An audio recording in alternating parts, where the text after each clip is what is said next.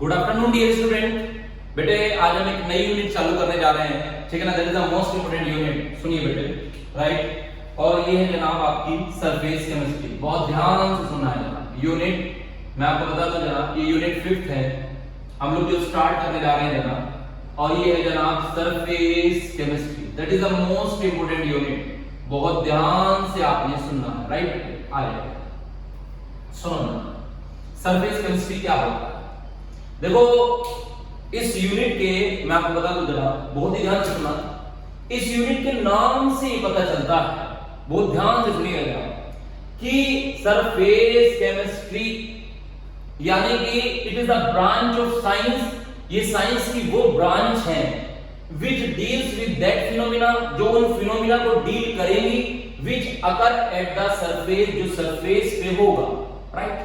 कोई दिक्कत भाई? इसके नाम से मुझे तो यही लगता है, आपको पता नहीं क्या लगता है, लेकिन मुझे इसके नाम से सिर्फ ये पता चलता है कि सरफेस केमिस्ट्री है ना is the branch of science. ये साइंस की वो ब्रांच है ना which deals with that phenomena, जो उन फिनोमिना को डील करेगी which occur at the surface, जो सरफेस पे होगा, राइट। मैंने कहा सर जो सरफेस पे फिनोमिना होता है उसे सरफेस फिनोमिना कहते हैं। मुझे पता है सरफेस केमिस्ट्री जो है वो साइंस की वो ब्रांच है जो सरफेस फिनोमिना को डील करेगी, राइट। लेकिन मैंने कहा सर सरफेस फिनोमिना क्या होते हैं, मुझे कैसे पता चले कि ये सरफेस फिनोमिना है, कि मुझे साहब इनके बारे में बताइएगा। What is the surface phenomena. जब भी तो मैं कहूं कि सरफेस केमिस्ट्री साइंस की वो ब्रांच है जो सरफेस फिनोमिना को डील करेगी, पर सरफेस फिनोमिना क्या है मुझे ये बताइए। मैंने कहा सर सुनो बहुत ध्यान से, आज आपको सरफेस फिनोमिना के बारे में हम लोग समझाएंगे जनाब, बहुत ही ध्यान से सुनिएगा साहब। That is the most important unit, most important chapter. एक बात ध्यान रखना जनाब, ये सब थ्योरेटिकल चैप्टर हैं जो अब चले। एक भी चीज आपको रटने की जरूरत नहीं पड़ेगी, सब समझ के एक साथ मेरे साथ याद हो जाएंगी।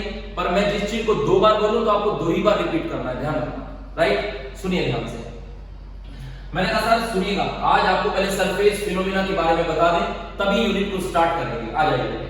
मैंने कहा साहब देखो एक्चुअली क्या है, मान लो ये कोई सब्सटेंस है, बहुत ध्यान से जाना, ये मान लो ये कोई सब्सटेंस है और इसमें एक मॉलिक्यूल ये मॉलिक्यूल जो है ये मॉलिक्यूल सब सरफेस के ऊपर, ये जो मॉलिक्यूल मैं दिखा रहा हूं आपको, आराम से ध्यान से सुनते रहिएगा, मैं सब समझा दूंगा आपको। ये वाले मॉलिक्यूल जनाब, ये मॉलिक्यूल जो मैंने अभी बनाए हैं ये वो मॉलिक्यूल है जो सरफेस के ऊपर है, राइट। जो आप देख पा रहे हैं ये सब जितने मॉलिक्यूल आप देख रहे हैं ना, ये सब सरफेस के ऊपर, ये सब ये मैंने यहां दिखाया। ये मॉलिक्यूल को हमारी केमिस्ट्री में बोलते हैं एक्सटीरियर मॉलिक्यूल। क्या बोलते हैं जनाब, फिर से बोलो, एक्सटीरियर। बहुत ध्यान से मेरी बात को सुनना है। That is called exterior molecule जनाब। इन्हें हम लोग जनाब एक्सटीरियर मॉलिक्यूल बोलते हैं, राइट। मैंने कहा सर ये एक्सटीरियर क्या है, बोले सर सरफेस के जो मॉलिक्यूल होते हैं इन्हें एक्सटीरियर बोला जाता है। ये जो आपको दिखाई दे जाते हैं ये सारे मॉलिक्यूल आप देख सकते हैं, ये जितने भी मॉलिक्यूल होते हैं ये सब आपको दिखाई देते हैं, राइट बेटे। मैंने कहा ठीक है साहब। तो जनाब एक्सटीरियर मॉलिक्यूल ही सच्चाई में सरफेस मॉलिक्यूल होता है, राइट, जो आपको दिखाई देता है। एक बार बड़े ध्यान से सुनते रहिएगा, राइट। मैंने कहा सर और भी कोई मॉलिक्यूल है, बोले एक वो मॉलिक्यूल है जो आपको अंदर होते हैं सरफेस के, हमें नहीं दिखेंगे। जैसे जो इस बोर्ड के अंदर है, राइट, वो हमें दिखाई नहीं देगा। तो जैसे मैं उसे अंदर बना रहा हूं, देखो हमें दिखता नहीं, फिर भी अब मैं रिप्रेजेंट तो करूंगा ही ना।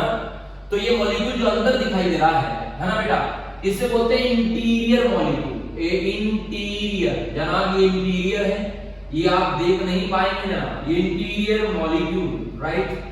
ये इंटीरियर मॉलिक्यूल है। इस मॉलिक्यूल की एक खास बात है इंटीरियर वाले मॉलिक्यूल की, इसमें इंटीरियर मॉलिक्यूल में बहुत ध्यान से बेटे, इधर भी एक मॉलिक्यूल होता है, इधर भी एक होता है, इसके इधर भी होता है, इधर भी होता है, इसके ऊपर भी एक है और इसके नीचे भी एक है। मतलब लेफ्ट में मॉलिक्यूल, राइट में मॉलिक्यूल, है ना बेटा, इधर molecule, up molecule, down molecule, ऊपर भी है और नीचे भी। यानी कि अगर इस मॉलिक्यूल को स्टडी किया जाए, इस सेंटर वाले को, राइट, अंदर वाले ये मॉलिक्यूल आप देख नहीं पाएंगे, ध्यान रखो, ये अंदर है बल्क में। तो ये मॉलिक्यूल को एक मॉलिक्यूल इधर से अट्रैक्ट कर रहा है, तो एक इधर से, दोनों फोर्स बैलेंस हो गए। एक मॉलिक्यूल इधर से अट्रैक्ट कर रहा है, एक ऊपर से, ये भी फोर्स बैलेंस हो गए। अब एक मॉलिक्यूल इसके नीचे भी होगा, ये वाला है ना, ये ऊपर खींच रहा होगा, नीचे ये भी फोर्स बैलेंस होगा। तो इंटीरियर मॉलिक्यूल की एक खास बात होती है जनाब कि इसमें बैलेंसिंग फोर्स का जो मैग्नीट्यूड होता है, वो ध्यान सुना बेटा, यानी कि सॉरी मैं गलत बोल गया, ध्यान से सुना कि इंटीरियर मॉलिक्यूल की एक खास बात होती है कि इसमें जो अट्रैक्टिव फोर्स का जो मैग्नीट्यूड होता है वो चारों तरफ से बैलेंस होता है। ये वाला मॉलिक्यूल इधर से खींचेगा तो ये इधर से, ये वाला मॉलिक्यूल ऊपर से खींचेगा तो ये नीचे से, एक मॉलिक्यूल नीचे से खींच रहा है तो एक ऊपर से, चारों तरफ अट्रैक्शन फोर्स का मैग्नीट्यूड सेम है, चारों तरफ अट्रैक्शन फोर्स बैलेंस है ना, राइट। मैंने ठीक है सर समझ में आ गई बात। और बोले सर एक्सटीरियर मॉलिक्यूल की खास बात, बोले क्या सर इन दोनों में अट्रैक्शन फोर्स अलग अलग होते हैं? बोले हाँ सर, इंटीरियर मॉलिक्यूल में एक्सटीरियर में अलग। मैंने कहा सर तो मैंने कहा सर तो मॉलिक्यूल डिफरेंस हुए? बोले हाँ डिफरेंट है ये दोनों। इस मॉलिक्यूल की खास बात जो अंदर है उसको चारों तरफ से अट्रैक्शन फोर्स का मैग्नीट्यूड सेम है, बैलेंस है। लेकिन जो मॉलिक्यूल सरफेस पे है, जो आप देख पा रहे हैं ये वाला मॉलिक्यूल, जैसे मैं एक मॉलिक्यूल यहां वाला उठा लूं, अब देखो इस मॉलिक्यूल को ऊपर से कोई मॉलिक्यूल अट्रैक्ट कर रहा है, इस वाले की बात कर रहा हूं, बीच वाले की, नीचे से कोई अट्रैक्ट कर रहा है, बैलेंस हो गई फोर्स। अब इधर से भी कोई अट्रैक्ट कर रहा है, ये अट्रैक्ट कर रहा है, क्या इधर कोई अट्रैक्ट कर पा रहा है? नहीं, ये अनबैलेंसिंग है, ये अनबैलेंसिंग को शो कर रहा है। अब जो नीचे से कर रहा है क्या ऊपर से कोई कर रहा है? नहीं। तो जो मॉलिक्यूल सरफेस पे है जनाब, यहां पे देखो सरफेस पे जो आप देख पा रहे हैं वो अनबैलेंस, उनमें अट्रैक्टिव फोर्स का मैग्नीट्यूड चारों तरफ से सेम नहीं होता। यानी कि देख लो एक मॉलिक्यूल अगर इधर से खींचता है तो इधर से अनबैलेंसिंग फोर्स एक्सर्ट होगी, अगर कोई मॉलिक्यूल इधर से खींच रहा है तो ये तो बैलेंस है, लेकिन ये वाली बैलेंस नहीं, जो मॉलिक्यूल नीचे है ऊपर वाली बैलेंस नहीं। तो जितने भी मॉलिक्यूल सरफेस पे होते हैं जनाब, वो ध्यान सुना, जितने भी काम होते हैं सरफेस पे वो सब अनबैलेंसिंग फोर्स को शो करते हैं, है ना, बहुत ध्यान सुना। अब देखो तो मॉलिक्यूल में डिफरेंस आ गया, एक ही सब्सटेंस के मॉलिक्यूल में भी डिफरेंस होता है। जो मॉलिक्यूल सरफेस पे होता है, राइट, वो मॉलिक्यूल क्या करता है? अनबैलेंसिंग फोर्स को शो करता है। लेकिन जो मॉलिक्यूल अंदर है, इंटीरियर, जिसे हम नहीं देख सकते, जैसे जो मॉलिक्यूल इंटीरियर है, जो इस होल के अंदर है, जो इस दीवार के अंदर है, समझते हैं, जो इस मॉलिक्यूल जो इस दीवार के अंदर है वो इंटीरियर है, और जो बाहर आप देख पा रहे हैं ये वाला सब एक्सटीरियर मॉलिक्यूल है, इसमें अनबैलेंसिंग फोर्स है। तो मैंने कहा सर फिर ये अपनी इस अनबैलेंसिंग फोर्स को बैलेंस कैसे करते हैं? बोले सर इनमें टेंडेंसी आ जाती है, ये सरफेस मॉलिक्यूल है ना, due to the unbalancing force की वजह से surface molecule have the tendency, उनके अंदर एक टेंडेंसी होती है, they can attract the other molecule, वो दूसरे मॉलिक्यूल को अट्रैक्ट करते हैं, है ना, ताकि वो अपनी फोर्स को बैलेंस कर सके। They can absorb the molecule, they can absorb, they can retain, वो मॉलिक्यूल को अट्रैक्ट करते हैं, एब्जॉर्ब करते हैं, रिटेन करते हैं, ताकि अपनी फोर्स को बैलेंस कर सके। अब जो ये टेंडेंसी आप देख रहे हो, आप देखो आज ये वॉल काली क्यों पड़ी? या आपको वॉल दिखाई दे रही है काली? या आप देख रहे हो क्यों काली पड़ती जा रही है धीरे धीरे? क्योंकि ये सरफेस मॉलिक्यूल है, अनबैलेंसिंग फोर्स है, ये डर्ट को, गंदगी को अपनी तरफ अट्रैक्ट कर रही है, अपनी फोर्स को बैलेंस करने के लिए, तभी ऊपर से वॉल काली पड़ती जा रही है। ऐसे तो वॉल कभी जिंदगी पर गंदी नहीं हुई। तो ये जो फिनोमेना हो रहा है ना, ये जो सरफेस मॉलिक्यूल अपने ऊपर जो अट्रैक्ट कर रहे हैं मॉलिक्यूल को अट्रैक्ट, ये जो फिनोमेना हो रहा है जनाब, ये फिनोमेना ही जो हो रहा है ना, इसे बोलते हैं सरफेस फिनोमेना। और जनाब सरफेस केमिस्ट्री इन्हें ही डील करती है, सरफेस केमिस्ट्री इन्हें ही डील करती है।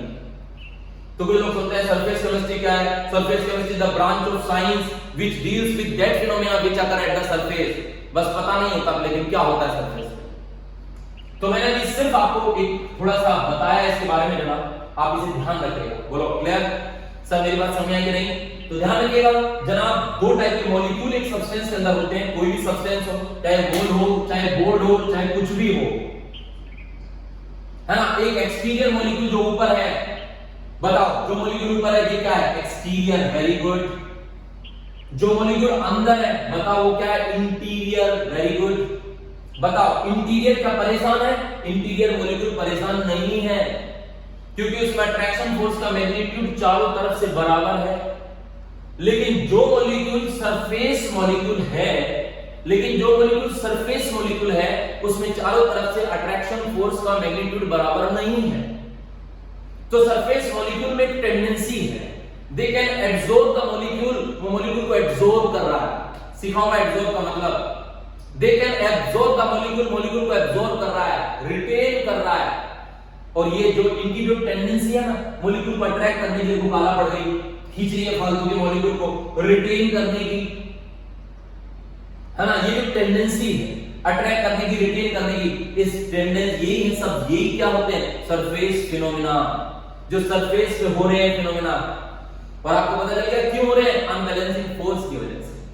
तभी हमारे यहां जनाब सरफेस केमिस्ट्री नाम की जो ब्रांच है इसको इस तरीके से डिफाइन करते हैं, सरफेस केमिस्ट्री। कैसे पता है डिफाइन कैसे करते हैं, surface chemistry is a branch of science, ये साइंस की वो ब्रांच है, मेरे साथ बोल लिया करो जनाब, मैंने पहले कह दिया पढ़ाई में एक्टिव रहना बहुत जरूरी है, नहीं तो आपके लिए पढ़ाई बनी नहीं।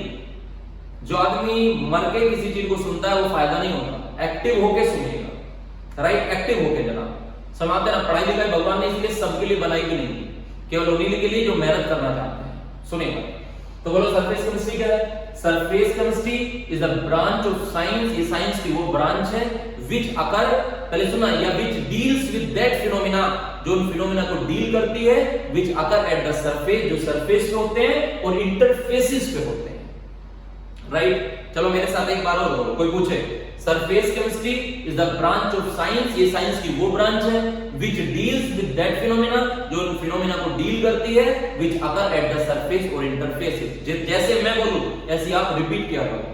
चलो मेरे साथ एक बार और बोलो, surface chemistry is the branch of science, ये साइंस की वो ब्रांच है विच अकर एट द सरफेस और इंटरफेसेस, जो सरफेस पे होती है और इंटरफेसेस पे। जनाब एनी डाउट बेटे, कोई डाउट तो नहीं है, चलिए सुनिए। यहां पे मैं इसे रफ कर दूं, मुझे लगता है आपको समझ आ गई जनाब बात, ठीक है बेटे, आ जाइए। सुनिए ध्यान से जनाब, एक बार नोट्स खोल लीजिएगा, नोट्स खोल के जो मैंने आपको नोट्स भेज रखे हैं और नोट्स खोल के एक बार जरा चेक करिएगा। सबसे पहला पॉइंट आपके नोट्स में यही लिखा है, सरफेस केमिस्ट्री। क्या लिखा है जरा पढ़ो, surface chemistry deals with phenomena, जो फिनोमेना को डील करती है ना बेटा, विद यानी deals with phenomena that occur at the surface और इंटरफेसेस, जो सरफेस पे और इंटरफेसेस पे होते हैं। यानी डाउट बेटा बोलो, क्लियर है, चलिएगा जरा।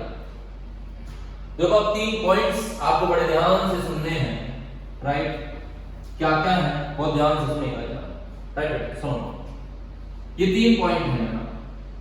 एक है एडजॉर्बेट, बहुत ही ध्यान से पहले मैं आपको एडजॉर्बेट की जगह पहले मेन फिनोमेना पढ़ा देता हूं। सुनो मेन, पहले वो पढ़िए। एक है बेटा जनाब एडजॉर्प्शन, एडजॉर्प्शन, ये एक तो हम पढ़ेंगे, क्या पढ़ेंगे फिर से बोलो, एडजॉर्प्शन पढ़ेंगे जनाब, एडजॉर्प्शन। दूसरा हम पढ़ेंगे एडजॉर्बेट, बहुत ध्यान से। तीसरा हम पढ़ेंगे जनाब एडजॉर्बेंट, बहुत ही ध्यान से, एडजॉर्बेंट। एनी डाउट में सुनिएगा। देखो एडजॉर्प्शन क्या होता है, बहुत ध्यान से। सबसे पहले एडजॉर्प्शन से पहले आपको एक चीज बता दूं, देखो जैसे पहले सुना बहुत ध्यान से, जैसे मान लो मैं आपको बताऊं कि जैसे मान लीजिएगा आपने पानी को चीनी, आपने पानी को चीनी को मिक्स कर दिया, राइट, शुगर को और वाटर को आपने मिक्स कर दिया, राइट, बहुत ध्यान से सुनना। तो अगर मैं कहता हूं कि इसमें शुगर की कंसंट्रेशन ज्यादा है, तो इसका मतलब शुगर का अमाउंट इसमें ज्यादा है। भाई चीनी की कंसंट्रेशन अगर ज्यादा है पानी के अंदर, तो अगर मैंने ये बोला कि भाई इसमें चीनी की कंसंट्रेशन ज्यादा है, तो कंसंट्रेशन मतलब आप समझ जाएंगे इसका अमाउंट इसमें चीनी का ज्यादा है। लेकिन अगर यही बात गैस के लिए की जाए, तो गैस के लिए कंसंट्रेशन शब्द का यूज नहीं करते, है ना, क्योंकि गैस की कंसंट्रेशन उसका प्रेशर होती है। जैसे आपको कहे गैस का प्रेशर इस रूम में 10 बार है, तो आप कहना यार गैस बहुत ज्यादा है इस रूम में, 10 बार प्रेशर पे है। तो गैस की अपनी कोई कंसंट्रेशन नहीं होती जनाब, गैस की कंसंट्रेशन उसका प्रेशर होती है, याद रखिएगा। तो अगर कोई आपसे कहता है गैस का प्रेशर एक कमरे में 10 बार है, एक कमरे में 5 बार है, तो समझ जाना इसमें गैस कम है और इसमें गैस ज्यादा है। मेरी बात समझे बेटे? तो कभी हम कंसंट्रेशन शब्द का यूज नहीं करते। जब भी हमें गैस का अमाउंट बढ़ाना होता है तो हम गैस का प्रेशर बढ़ा देते हैं तो गैस का अमाउंट भी बढ़ जाता है, राइट बेटे, समझ में कि नहीं? चलिए साहब बहुत ध्यान से मेरी बात को सुनना, मैंने इसे रफ कर दिया, सुनिए साहब। हम एक टॉपिक पढ़ रहे हैं एड्सॉर्प्शन। मैंने ठीक है सर बताओ, तो मैंने क्या किया सर, मैंने मान लीजिएगा अपने सेंटर के एक रूम में, मान लो एक रूम में मैंने चारकोल का एक टुकड़ा रख दिया, ऐसे रख के आ गया चारकोल के टुकड़े। मैंने एक रूम में क्या करा, रूम में चारकोल लिया, ये चारकोल था जनाब, ये कार्बन की फॉर्म होती है चारकोल, ये कार्बन की फॉर्म थी, मैंने चारकोल को ले लिया और इस टुकड़े को मैंने इस रूम के अंदर रख दिया, अपने रूम में मैंने चारकोल को रख दिया। फिर मैंने कहा भाई ऐसा करो, ये चारकोल का टुकड़ा है, बोले हाँ साहब, बोले ऐसा करो इसमें गैस छोड़ दो 2 बार। मैंने यहाँ पे हाइड्रोजन गैस छोड़ दी गई और हाइड्रोजन गैस जब छोड़ी गई तो 2 बार गैस छोड़ी गई, बहुत प्रेशर होता है ये, 2 बार छोड़ दी तो यहाँ बहुत सारी गैस, हाइड्रोजन गैस भर रही होगी इस रूम में। अब मैं उस रूम को बंद करके चला गया, जब मैं बंद करके गया और सुबह आया तो सुबह मैंने आके क्या देखा कि 2 बार प्रेशर मैंने गैस छोड़ी थी, अब यहाँ पे जो रिमेनिंग है केवल एक ही बार बचा है। मैंने कहा भाई मैं तो 2 बार प्रेशर करके गया था यार, मेरी और गैस कहां गई, एक बार गैस गई कहां गई? तो जब पता चला कि जो चारकोल था, चारकोल के जितने भी ऊपर मॉलिक्यूल थे ये सब सरफेस के मॉलिक्यूल थे और ये अनबैलेंसिंग फोर्स को शो कर रहे थे। बोलो कौन सी फोर्स को? अनबैलेंसिंग फोर्स को शो कर रहे थे। तो ये क्या कर रहे थे, ये सब देखो, जो अंदर है वो तो इंटीरियर मॉलिक्यूल है, लेकिन जो बाहर है वो एक्सटीरियर है, वो अनबैलेंसिंग फोर्स को शो कर रहे थे। तो जो हाइड्रोजन गैस जो रूम में थी ना, ये सारी गैस को अपनी तरफ अट्रैक्ट कर बैठे, यहाँ मॉलिक्यूल को खींच लिया, हाइड्रोजन को खींच लिया, सब मॉलिक्यूल को अपनी मॉलिक्यूल अपने इसकी सरफेस की तरफ खींचने लगे, है ना। मैं समझ गया उनके खींचने का रीजन, मैं समझ गया कि अनबैलेंसिंग फोर्स है। ये हाइड्रोजन गैस धीरे धीरे इसके मॉलिक्यूल के चारों तरफ अट्रैक्ट हो गई, हाइड्रोजन गैस के मॉलिक्यूल को अपने ऊपर बिठा लिया मैंने ऐसे, ये हाइड्रोजन के मॉलिक्यूल आके बैठ गए। मैं समझ गया कि सरफेस के जितने भी मॉलिक्यूल हैं सब के ऊपर अनबैलेंसिंग फोर्स है। कैसी फोर्स है? अनबैलेंसिंग। तो ये दूसरे मॉलिक्यूल को अपनी तरफ क्या कर रही है? अट्रैक्ट। दूसरे मॉलिक्यूल को अपनी तरफ क्या कर रही है? वो अट्रैक्ट कर लिया। मेरी बात समझे नहीं बेटे? तो यहां पे मैंने देखा, पहले सुना, बड़े ध्यान से मेरी बात को सुना, राइट बेटे? तो मैंने क्या देखा, बहुत ध्यान से एक चीज को सुनिए जो मैं आपको बता रहा हूं। तो मैंने क्या किया जनाब, ये जितने भी मॉलिक्यूल थे ये वाले, ये सब मॉलिक्यूल ये सरफेस की तरफ अट्रैक्ट हो रहे थे। तो मैंने कहा सर ये क्या हो रहा है? बोले सर हो कुछ नहीं रहा, ये चारकोल था, अंदर वाले मॉलिक्यूल थे इंटीरियर, बाहर वाले थे एक्सटीरियर, इसकी फोर्स बैलेंस नहीं थी, तो इसने हाइड्रोजन के मॉलिक्यूल को अपनी तरफ सरफेस पे अट्रैक्ट कर लिया और ये मॉलिक्यूल यहां पे आके इकट्ठा हो गए, कलेक्शन हो गया। तो इस कलेक्शन को केमिस्ट्री में एक नाम दिया जाता है एक्यूमुलेशन, ACCUMULATION, एक्यूमुलेशन। इसे एक्यूमुलेशन बोलते हैं। सर मेरी बात को बहुत ध्यान से सुनना है, राइट? क्या बोलते हैं इसको? एक्यूमुलेशन। एक्यूमुलेशन का मतलब होता है कलेक्शन, इकट्ठा होना। बताओ इकट्ठा हो कौन रहा है? मॉलिक्यूलर स्पीशीज, हाइड्रोजन मॉलिक्यूल होता है। तो द एक्यूमुलेशन, इकट्ठा जो हुई थी molecular species at the surface, केवल सरफेस पे इकट्ठी हो, अंदर ना चला जाए, केवल सरफेस पे रहना है। और आप जानते हैं क्यों इकट्ठी हो रही है? क्योंकि यहां सब कैसे फोर्स है? अनबैलेंसिंग। मान लो ये चारकोल है, पता चला हाइड्रोजन गैस इसके ऊपर जाके ऐसे बैठने लगी, है ना, अनबैलेंसिंग फोर्स की वजह से। तो देखो ये जो कलेक्शन हो रहा है हाइड्रोजन गैस का, इसे हमारे यहाँ क्या बोलते हैं? एडसॉर्प्शन। एडसॉर्प्शन कुछ नहीं होता, एक्यूमुलेशन का मतलब होता है कलेक्शन करना, कलेक्ट होना, ये कलेक्शन होता है, इसका मतलब कलेक्शन। तो the accumulation of the molecular species, जो मॉलिक्यूलर स्पीशीज एक्यूमुलेट हो रही है एट द सरफेस पे rather than in the bulk, bulk में नहीं जाना, अंदर नहीं जाना, है ना, इज कॉल्ड क्या बेटे? एडसॉर्प्शन। एडसॉर्प्शन को रटिए मत, सिर्फ समझिएगा एडसॉर्प्शन क्या है। मेरे साथ रिपीट करिएगा इसे। बताओ क्या है adsorption? The accumulation of the molecular species. ये जो मॉलिक्यूलर स्पीशीज क्या हो रही है? एक्यूमुलेट। फिर से बोलो, the accumulation of the molecular species, ये जो मॉलिक्यूलर स्पीशीज एक्यूमुलेट हो रही है एट द सरफेस, सरफेस पे, rather than in the bulk, bulk में नहीं जाना, दैट इज कॉल्ड एडसॉर्प्शन। बताओ समझ में आया कि नहीं? एक बात ध्यान रखना, कोई भी मॉलिक्यूल चारकोल के अंदर ना चला जाए, अगर कोई भी मॉलिक्यूल चारकोल के अंदर चला गया तो ये फिनोमेना एब्जॉर्प्शन नहीं कहलाएगा, फिर ये कहलाता है एब्जॉर्प्शन। ये एब्जॉर्प्शन है, ए बी, ये ए डी है, ये ए डी है जनाब, और ये ए बी है। सरफेस के अंदर हम इस फिनोमेना को डील नहीं करेंगे, ध्यान रखना। सरफेस के अंदर हम उस फिनोमेना को डील करेंगे जो केवल सरफेस पे होते हैं। राइट सर, मेरी बात समझे कि नहीं? चलो मुझे बताओ एब्जॉर्प्शन क्या है। अब बताओ एब्जॉर्प्शन, बताइएगा। एक्यूमुलेशन किसका? मॉलिक्यूलर स्पीशीज का। किस पर? सरफेस पर। चलो इन तीनों को मिलाओ। किसका एक्यूमुलेशन हो रहा है? मॉलिक्यूलर स्पीशीज का। किस पे हो रहा है? सरफेस पे। बल्क में जा रहे हैं? नहीं, तो मिला दो।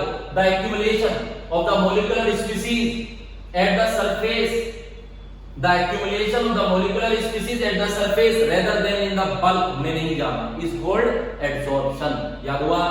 बताओ एब्जॉर्प्शन क्या है? The accumulation of the molecular species at the surface rather than in the bulk is called absorption. समझ में आया? बिल्कुल क्लियर? चलिए आगे चलते हैं। एक चीज आपको और बता दूं, सुनना, ये समझ में आ गया? बिल्कुल क्लियर? अब ये दोनों टर्म्स और समझ लो, क्योंकि बोर्ड के लिए इंपॉर्टेंट है, तभी इस चैप्टर को चालू किया जाएगा अच्छे से। एड्सोर्बेट को, एड्सोर्बेंट को, राइट? सुनिए, देखो जनाब, एड्सोर्बेट क्या होता है? मान लो, बहुत ध्यान से सुनना है एक चीज को, तभी आप मेरी बात सुन पाएंगे। एड्सोर्बेट सुनिएगा, सुनो। मान लीजिएगा जैसे मैंने चारकोल लिया, आपको पता है ये चारकोल जो है ये अनबैलेंसिंग फोर्स को शो कर रहा होगा, ये गैसेस के मॉलिक्यूल को अपनी तरफ अट्रैक्ट कर रहा होगा। ये अट्रैक्ट, इस तरीके से अट्रैक्ट कर रहा है, तो गैसेस के मॉलिक्यूल यहां आके बैठ रहे हैं। सब सुनो, हो रहे हैं कि नहीं? अब ये यहां पे आपके कलेक्ट होने लगे। कलेक्ट को क्या बोलते हैं? एक्यूमुलेट। अभी एक्यूमुलेट हो रहे हैं यहां पे। हाइड्रोजन गैस धीरे धीरे यहां पे आने लगी, कलेक्ट होने लगी। कौन कलेक्ट हो रहा है? ये गैस, हाइड्रोजन गैस, ये वाले मॉलिक्यूल। तो आपको डेफिनेशन एड्सोर्बेट के बारे में बता रहा हूं। द मॉलिक्यूल, एड्सोर्बेट का मतलब होता है ऐसा molecule which accumulate at the surface। Soon low, the molecule, ऐसा मॉलिक्यूल which accumulate, सुन लो रे, which accumulate, है ना बेटा, which accumulate at the surface, जो सरफेस पे accumulate हो जाता है, at the surface, जो सरफेस पे इकट्ठा हो जाता है, उसे बोलते हैं एड्सोर्बेट। तो बताओ एड्सोर्बेट यहां पे कौन है? बताइएगा। एड्सोर्बेट कौन है? हाइड्रोजन। हाइड्रोजन कौन है? एड्सोर्बेट। तो मुझे नहीं लगता इसको कुछ रटना पड़े आपको। बताओ एड्सोर्बेट को भी रटना कि द मॉलिक्यूल, ऐसा molecule which accumulate at the surface, जो सरफेस पे एक्यूमुलेट होता है, दैट इज कॉल्ड एड्सोर्बेट। अब एड्सोर्बेंट क्या है? एड्सोर्बेंट होता है द सब्सटेंस, ऐसा सब्सटेंस ऑन द सरफेस जिसकी सरफेस पे एड्सोर्प्शन होता है।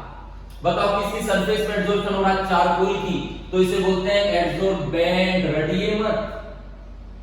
एड्सोर्बेंट कौन है? चारकोल। कौन मॉलिक्यूल आके बैठ रहे हैं? हाइड्रोजन, ये एड्सोर्बेंट। और फिनोमेना क्या है? एड्सोर्प्शन। तीनों चीजें सब यही हैं।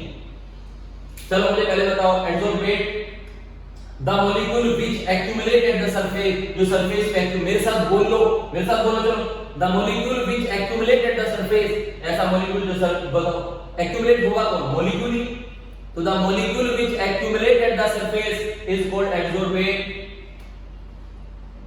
एड्सोर्बेंट क्या है? वो एड्सोर्बेंट क्या होता है? पहले सुनना, द सब्सटेंस, ऐसा सब्सटेंस ऑन द सरफेस जिसकी सरफेस पे एड्सोर्प्शन टेक प्लेस, एड्सोर्प्शन होता है।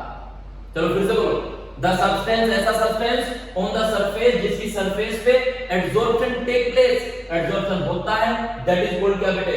एड्सोर्बेंट।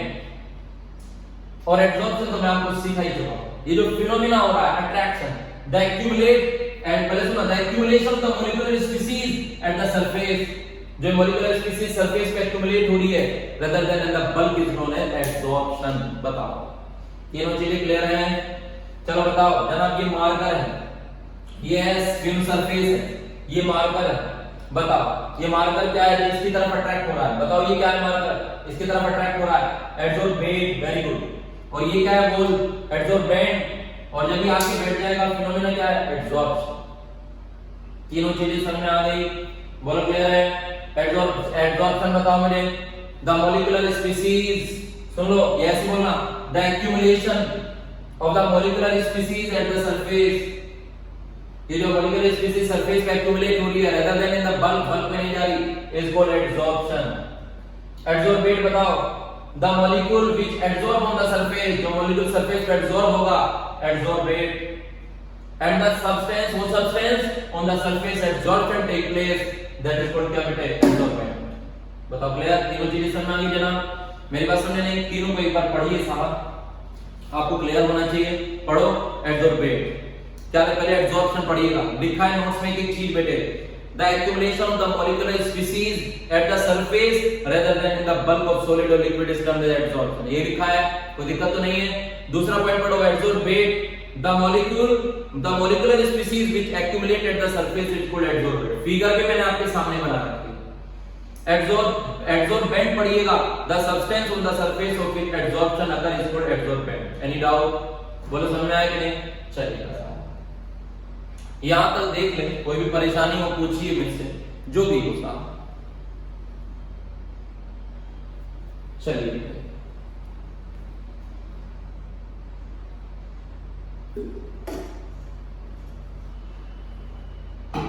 कोई दिक्कत तो नहीं है सर? ये बिल्कुल समझ में आ रहा है आपको? चलिए देखो एक चीज और बता दूं साहब मैं, राइट? सुनना, एक चीज और ध्यान देना, मेरी बात सुनना ध्यान से। देखो हमारे यहाँ एब्जॉर्प्शन जो एब्जॉर्बेंट होता है, मैं केवल एब्जॉर्बेंट के बारे में बात कर रहा हूं इस समय। एब्जॉर्बेंट की क्वालिटी और होती है, मैं आपको समझा देता हूं बहुत ध्यान से। जैसे मान लो आपने चारकोल ली, मान के चलो यहाँ अनबैलेंसिंग फोर्स वाले जो मॉलिक्यूल थे 100 थे, 100। तो हाइड्रोजन गैस के मॉलिक्यूल मैंने 200 लिए थे, तो 100 मॉलिक्यूल यहाँ पे इकट्ठा हो गए। हाइड्रोजन हाइड्रोजन ऐसे ऐसे करके 100 मॉलिक्यूल यहाँ पे इकट्ठा हो गए, क्योंकि मॉलिक्यूल ही सरफेस पे मान लो 100 थे, तो 100 यहाँ पे इकट्ठा हो गए। बहुत ध्यान से समझिए, तो प्रेशर कम हो गया। अब यहाँ पे कितने बचे रूम में? रूम में थे 200 मॉलिक्यूल, रूम में 200 मॉलिक्यूल थे, 100 चले गए, इकट्ठा हो गए, राइट? तो फिनोमेना कौन सा हो रहा है? क्यों इकट्ठा हुए? क्योंकि इसने अपनी तरफ अट्रैक्ट करा होगा। ये कौन है? मान लो चारकोल। बताओ चारकोल के अपनी तरफ इकट्ठा करने का रीजन अनबैलेंसिंग फोर्स। ये अनबैलेंसिंग फोर्स होंगे, ये अपनी तरफ मॉलिक्यूल को अट्रैक्ट कर रहे होंगे कि नहीं? बहुत ध्यान सुनो बेटे, बहुत ही ध्यान से बात करो। मैंने कहा सर कितने मॉलिक्यूल आए? बोले 100 आया। 100 की जगह 300 आ गए। मान लो अगर मैं चारकोल का को 2 पीसों में बांट दूं, ऐसे चारकोल के 2 हिस्से कर दिए, डिवाइडेड, चारकोल को 2 पार्ट में डिवाइड कर दिया, यहां और ये। देखना बहुत ध्यान से, अब तक तो चारकोल पूरा था 200 मॉलिक्यूल थे, 100 मॉलिक्यूल इसके ऊपर आके बैठ गए। अब मैंने इसे 2 भागों में काट दिया चारकोल। अब बताओ यहां की जगह हो गई, ये भी क्या हो गया? Unbalancing force. पता चला और मॉलिक्यूल आने लगे, एकदम से 50 और आ गए, 150 मॉलिक्यूल। मैंने कहा अब ये कहां है? ये अंदर आने लगे इकट्ठा, और एब्जॉर्प्शन बढ़ने लगा। मैंने कहा यार एब्जॉर्प्शन तो एकदम से बढ़ गया। बोले जगह बढ़ गई ना, तुमने मॉलिक्यूल को काट दिया। अब जब काटा तो पता चला अब तक तो 100 ही आए थे, ऊपर तो 100 थे, यहां तक तो थे 100, लेकिन जब काटा तो अब देखो यहां पे मॉलिक्यूल आने लगे। अब ये भी तो सरफेस हो गई ना। मैंने कहा यार ये तो बढ़िया है। यानी कि एब्जॉर्प्शन को बढ़ाने में क्या तरीका है कि एब्जॉर्बेंट को डिवाइडेड कर दो, डिवाइडेड स्टेट में लो। मैंने कहा सर और भी बढ़ाया जा सकता है? बोले हाँ। बोले ले अब ऐसे काट दे और पीसेस कर दे, जितने पीसेस तुम इसके बढ़ाते चले जाओगे, पता चला अब 150 थे, अब 40 और आ गए, 190 मॉलिक्यूल यहां बैठने लगे। मॉलिक्यूल बढ़ने लगा कि नहीं एब्जॉर्प्शन? और अगर तुम इसे पूरा, यानी तभी पता है ना, जब भी एब्जॉर्प्शन बढ़ाना होता है ना, तो ये लोग एब्जॉर्बेंट को बिल्कुल पाउडर बना देते हैं, पाउडर। तो याद रखना एब्जॉर्बेंट की जो क्वालिटी है एब्जॉर्प्शन को बढ़ा सकती है। ये तब एब्जॉर्बेंट एब्जॉर्प्शन की प्रोसेस को बढ़ाया जा सकता है अगर, सुनना, एब्जॉर्बेंट को चेंज करके, अगर आप एब्जॉर्बेंट को डिवाइडेड स्टेट में लें, अगर आप एब्जॉर्बेंट को डिवाइडेड स्टेट में लें, उसे पाउडर की फॉर्म में लें टूटा हुआ, तो जितना आप टूटा हुआ लोगे उतना सरफेस मॉलिक्यूल बढ़ेंगे, बढ़ते जा रहे हैं, तो एब्जॉर्प्शन उतना ही बढ़ेगा। तो याद रखना अगर कभी आपको एब्जॉर्प्शन बढ़ाना हो तो अपने एब्जॉर्बेंट को आप डिवाइडेड स्टेट में लेना, क्योंकि जितना वो डिवाइडेड होता चला जाएगा उतने ही सरफेस के मॉलिक्यूल बढ़ते चले जाएंगे, और जितने मॉलिक्यूल बढ़ेंगे वो बाहर वाले मॉलिक्यूल को उतना ही खींचेगा, तो एब्जॉर्प्शन उतना ही बढ़ेगा। ध्यान रखना। समझ रहे हो कि मेरी बात नहीं? भाई देखो अभी तो मॉलिक्यूल सरफेस पे सिर्फ आ रहा है यहाँ ऊपर, जब तुम इसे तोड़ दोगे तो देखो अंदर भी मॉलिक्यूल आएंगे, और तोड़ दोगे और आएंगे, ऐसे आते चले जाएंगे। तो जितना तुम इसे डिवाइडेड स्टेट में लेते रहोगे, मॉलिक्यूल की जो टेंडेंसी अट्रैक्ट होने की उतनी बढ़ेगी, एड्सॉर्प्शन का फिनोमेना उतना ही बढ़ता चला जाता है। तो याद रखना, जब भी कभी भी एड्सॉर्बेंट को लेना हो, जब भी कभी भी एड्सॉर्बेंट को लेना हो, तो उसे डिवाइडेड स्टेट में ही लेना साहब। कैसे स्टेट में लेना? डिवाइडेड स्टेट में। एनी डाउट में?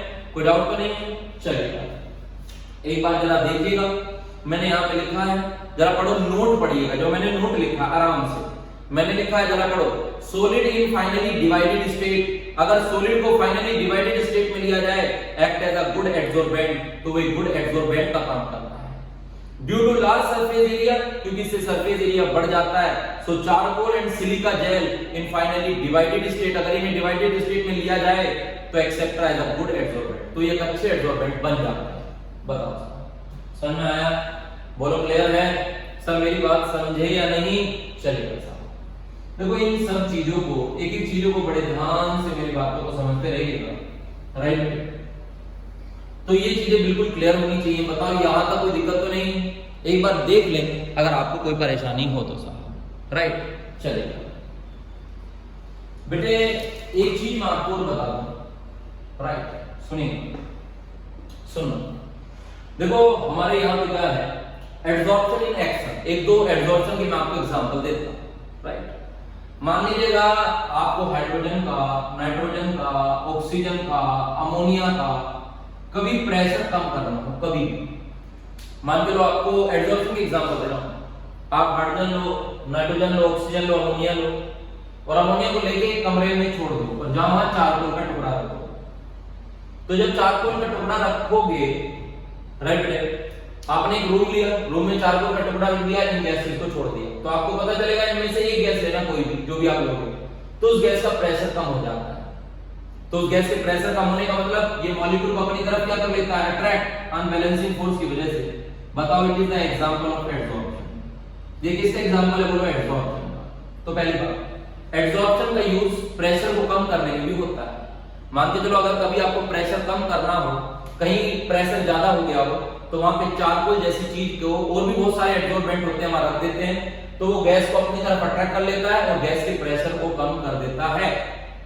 तो एड्सॉर्प्शन का पहला एक्शन क्या है, पहला यूज, पहला एक्शन इसका बता रहा हूं कि इसका काम जो है ये गैस के प्रेशर को कम करना भी होता है, राइट बेटे? दूसरा काम, एक दूसरी चीज भी मैं आपको बता देता हूं, है ना, बहुत ध्यान सुनना, ये बात ध्यान रहेगी आपको। चलिए जनाब, यानी कि इसका एक काम ये है गैस के प्रेशर को कम करना।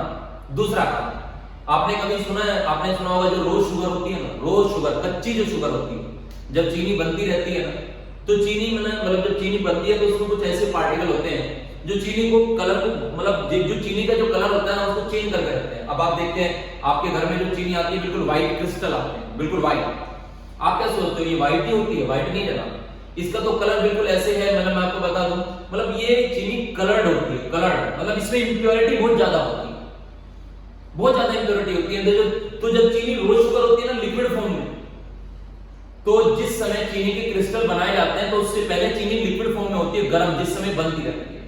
तो पता है ये लोग क्या करते हैं, चारकोल की इस टाइप से, एनिमल चारकोल की छोटी छोटी नलियां होती हैं ऐसे, इस टाइप से, बहुत ध्यान से बेटे। तो ये क्या करते हैं, जो रोज शुगर होती है, जो कच्ची शुगर होती है, ये एनिमल चारकोल की नलियां होती हैं इस टाइप से बेटे। तो ये क्या करते हैं, जो कच्ची शुगर होती है, जब शुगर बनती रहती है, तो रोज शुगर को इस एनिमल चारकोल से, सुना बेटा बहुत ध्यान से, रोज शुगर को इस एनिमल चारकोल से पास कराते हैं, ये ऐसे रोज शुगर इससे पास होकर जाती है। तो जब इससे पास होकर जाती है तो जो रोज शुगर में जो इंप्योरिटी होती है ना, इंप्योरिटी, वो चारकोल अपनी सरफेस पे बिठा लेता है। इंप्योरिटी, ये जितनी भी इंप्योरिटी है ऐसे चारकोल सबको अपनी सरफेस पे यहां बिठा लेता है सबको। तो ये क्या है, इंप्योरिटी। तो इंप्योरिटी सब चारकोल की, पहले सुना बेटा, इंप्योरिटी जितनी भी होती है ये सब चारकोल की सरफेस पे बैठ जाती है। तो जब शुगर इससे पास करी जाती है तो शुगर धीरे धीरे धीरे धीरे सारी इंप्योरिटी बीच में बैठ के रहेगी चारकोल पे, जब बाहर निकलती है ना तो बिल्कुल क्या निकलेगी, कलरलेस। तो बिल्कुल ये क्या कर देती है, शुगर को कलरलेस बना देती है, बिल्कुल साफ कर देती है चीनी को। तो ये किसने किया, एड्सॉर्प्शन फिनोमेना हुआ है। जैसे ही आपने चीनी को यहां से पास किया शुगर को, तो शुगर कैसी थी, रोज शुगर कलर्ड होती है, हाँ तरह इंप्योरिटीज थी इसमें, तो इसने क्या करा, जितनी भी इंप्योरिटीज हैं ये सबको अपनी तरफ अट्रैक्ट कर लिया, अट्रैक्ट और अपनी सरफेस पे बैठा लिया अनबैलेंसिंग फोर्स से, और शुगर को क्या कर दिया, कलर वैक्स। तो रोज शुगर को साफ करने में भी एड्सॉर्प्शन का यूज होता है। जब हम लोग रोज शुगर को साफ करते हैं तो उसमें भी जनाब एड्सॉर्प्शन का यूज होता है। हम लोग एनिमल चारकोल लेते हैं, रोज शुगर जो लिक्विड फॉर्म में होती है इसे पास कर देते हैं, ये इंप्योरिटीज को अपने ऊपर सरफेस पे बिठा लेता है, जो सरफेस से बाहर निकलती है चीनी वो बिल्कुल साफ निकलती है, राइट। दूसरा यूज, पहला यूज अभी आप मैंने बताया कि चारकोल को मैं एक रूम में रख दूं और एक गैस छोड़ दूं तो उसके प्रेशर को कम कर देता है। दूसरा यूज, रोज शुगर को साफ करने में भी इसका यूज होता है। तीसरा बेटा, एयर को ड्राई करने में, मैं बताऊं, एक जेल होता है जनाब, एक जेल सिलिका जेल, एक कौन सा जेल है बेटा, एक जेल होता है आपका सिलिका जेल, मैं आपको इस जेल के बारे में बता देता हूं, रुकिए बेटा।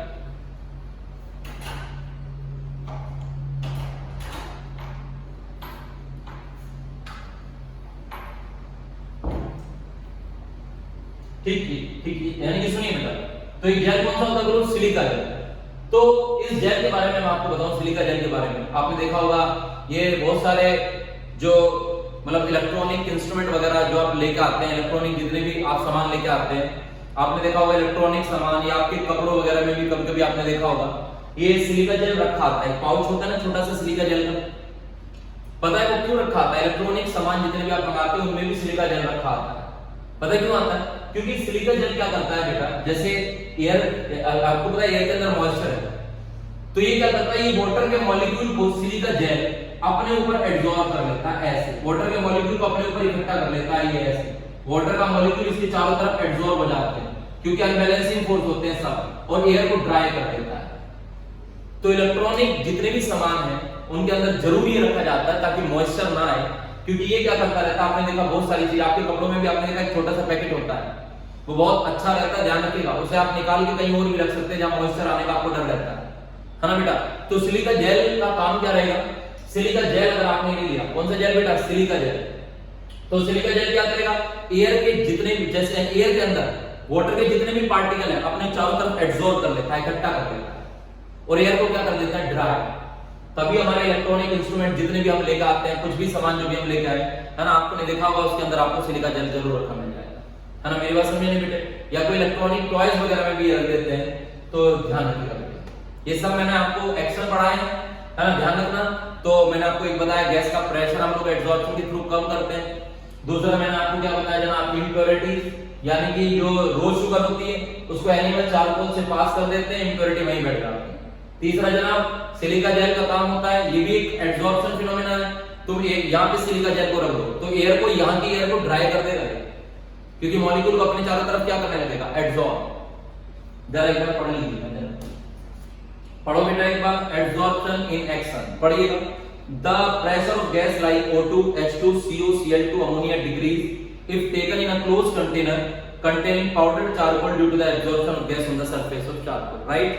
Second पढ़िएगा, aqueous solution of raw sugar, जो raw sugar का aqueous solution होता है, become colorless on passing over animal charcoal, right? Third पढ़ो, in the presence of silica gel, the air become dry, air dry हो जाती है because water molecule get absorbed on the surface of gel. Any doubt बेटे? तो यहाँ तक ध्यान रखिएगा, आज जितना मैंने आपको पढ़ाया है यहां तक आपको तैयार रहे, है ना बेटे, ताकि ये चैप्टर जितना भी रहे आपको मेरे साथ ही याद होता रहे। देखो इसमें बिल्कुल ये मत करना कि सर जैसे मैं बोलता चलता हूं ऐसे याद करिएगा, मुझे नहीं लगता कि आपको कोई चीज रटनी पड़ी हो, एक एक चीज को याद करते रहिएगा मेरे साथ, ये पूरा चैप्टर आपको इसी तरीके से लर्न हो जाएगा, है ना। मेरी बात सुना, सबसे पहली प्रायोरिटी समझने को दीजिएगा, चीजों को पहले समझे तो फिर याद करने में कभी दिक्कत नहीं होगी, ठीक है बेटे। ऑल द बेस्ट बच्चों।